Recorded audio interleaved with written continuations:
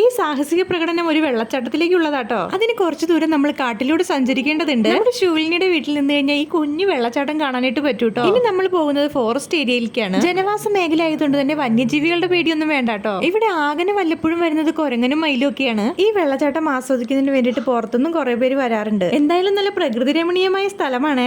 ഈ ഒഴുകുന്ന വെള്ളത്തിന്റെ ടോപ്പ് ഭാഗം കാണാൻ വേണ്ടിട്ടോ ഞങ്ങളുടെ ഈ യാത്ര കുറച്ച് ബുദ്ധിമുട്ടിയിട്ടാണെങ്കിലും ഞങ്ങൾ ലാസ്റ്റ് ഡെസ്റ്റിനേഷനിലേക്ക് എത്തിയിരിക്കുകയാണ്. അതിരപ്പള്ളി വാഴച്ചാലൊക്കെ പോയിട്ടുണ്ടെങ്കിലും ഇത്രയും അടുത്ത് നിന്ന് ഞാൻ ഇതൊന്നും ആസ്വദിച്ചിട്ടില്ല എന്നുള്ളതാണ് സത്യം. ഒരു രക്ഷയില്ല. എന്ത് ഭംഗിയാന്നറിയോ കാണാനായിട്ട്. സത്യം പറഞ്ഞു കഴിഞ്ഞാൽ വെള്ളം കാണാതെ നാട്ടിൽ വന്ന ആൾക്കാരെ പോലെയായിരുന്നു ഈ വെള്ളച്ചാട്ടം കണ്ടപ്പോൾ ഞങ്ങളുടെ ആഹ്ലാദ പ്രകടനം. എന്തായാലും ഞങ്ങളവിടെ കുറെ നേരം സ്പെൻഡ് ചെയ്ത് കുറെ ഫോട്ടോസും വീഡിയോസും ഒക്കെ എടുത്തിട്ടുണ്ടായിരുന്നു കേട്ടോ. എന്നിട്ട് അവിടെ നിന്ന് പോരാനേ തോന്നിയില്ല. അത്രയ്ക്ക് രസമായിരുന്നു അവിടെ സ്പെൻഡ് ചെയ്യാനായിട്ട്. വെള്ളത്തിൽ എന്തോരം കളിച്ചിട്ട് ഞങ്ങൾക്ക് മതി വരുന്നുണ്ടായിരുന്നില്ല. ഈ വെള്ളത്തിൽ കുളിക്കാൻ പറ്റില്ല എന്നുള്ളൊരു വിഷമം മാത്രമായിരുന്നു കേട്ടോ തിരിച്ചിറങ്ങിയപ്പോൾ ഉണ്ടായിരുന്നത്. കാണുമ്പോൾ ഇതൊരു കുഞ്ഞു വെള്ളച്ചാട്ടം നിങ്ങൾക്ക് തോന്നുന്നുണ്ടെങ്കിലും ഇത് തന്ന ഹാപ്പിനെസ് വളരെ വലുതാട്ടോ. അപ്പൊ ഓക്കെ, നെക്സ്റ്റ് വീഡിയോയിൽ കാണാം.